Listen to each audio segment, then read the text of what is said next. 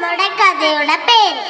ഒരിക്കൽ ഒരു ആട് വഴി തെറ്റി കാട്ടിലെത്തി. കാടിന്റെ പച്ചപ്പ് കണ്ട് ആടിന് വല്ലാത്ത കൗതുകം തോന്നി. ഹായ്, എന്തു ഭംഗിയാ! നിറയെ ഇളം പുല്ലും തിന്ന് വയറ് നിറഞ്ഞ് തല ഉയർത്തിയപ്പോൾ ആടിന്റെ കൊമ്പുകളിൽ ഇലകളും വള്ളികളും കുടുങ്ങി. ഇപ്പോൾ ആടിന് ശരിക്കും ഒരു ഭൂതമെന്നേ തോന്നും. വല്ലാത്ത മയക്കം, അങ്ങോട്ട് കയറിയിരിക്കാം.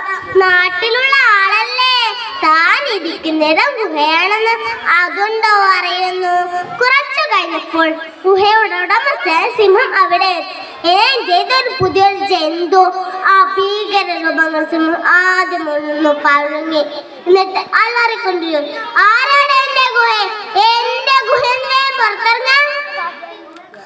അപ്പോൾ ആട് ശരിക്കും പേടിച്ചു കേട്ടോ. എന്തായാലും മരിക്കും. രണ്ടും കൽപ്പിച്ച് ആടും ശബ്ദം. അത് ചോദിക്കാൻ നീ ആരാടാ? ആ ചോദ്യത്തിൽ തന്നെ സിംഹത്തിന്റെ ധൈര്യം ചോർന്നു.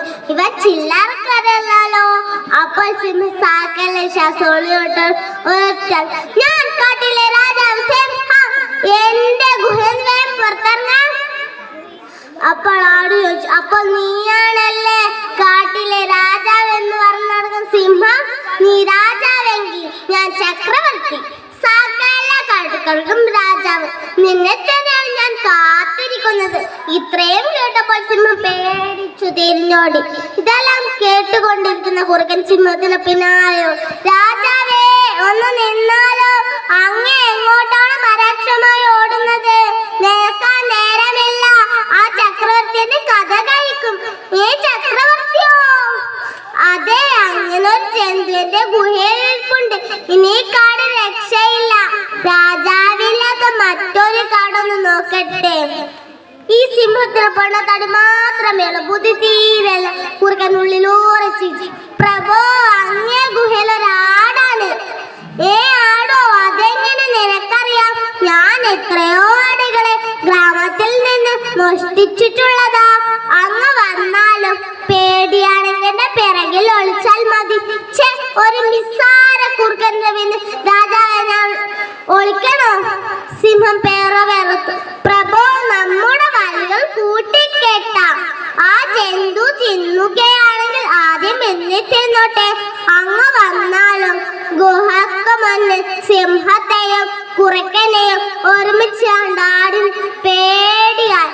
പക്ഷേങ്കിൽ അവരുടെ വാളുകൾ കൂട്ടിക്കെട്ടിരിക്കുന്ന കണ്ടപ്പോ കാര്യം പിടിയിട്ട് ഇപ്പീറ കുറുക്കൻ ധൈര്യത്തിലാ വന്നിരിക്കുന്നത്. കാണിച്ചു കൊടുക്കാം.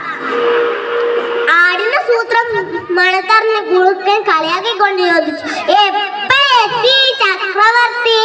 ബുദ്ധിമാനായ ആട് വിട്ടുകൊടുത്തില്ല. കുറച്ചു നേരമായി ചങ്ങാതി, നീയാണ് ശരിക്കും ഒരു കുറുക്കൻ. ഒരു സിംഹത്തെ തിന്നെന്ന് പറഞ്ഞപ്പോ നീ രാജാവിനെ തന്നെ കൊണ്ടുവന്നു. എന്താ മടിച്ചു നിൽക്കുന്നത്? ആ കിഴവനെയും കൂടി തള്ളിവിടെ, എങ്കിൽ ഞാൻ അങ്ങോട്ട് വരണോ? ഇത് കേൾക്കണ്ട താമസം സിംഹം കുറുക്കന്റെ നേരെ. എടാ ചതിയാ, വാലിൽ കെട്ട കുറുക്കൻ താരം പിന്നെ പറയണ്ടാൽ. ഇതെന്താണ്? ഓർത്തോർത്ത് ചിരിച്ചു. കൂട്ടുകാരെ, ഇതിൽ നമ്മൾ എന്താണ് മനസ്സിലാക്കേണ്ടത്? ആപത്തിൽ നിന്ന് രക്ഷയിടാൻ ശക്തിയേക്കാൾ ബുദ്ധിയാണ് പ്രധാനം. നന്ദി, നമസ്കാരം.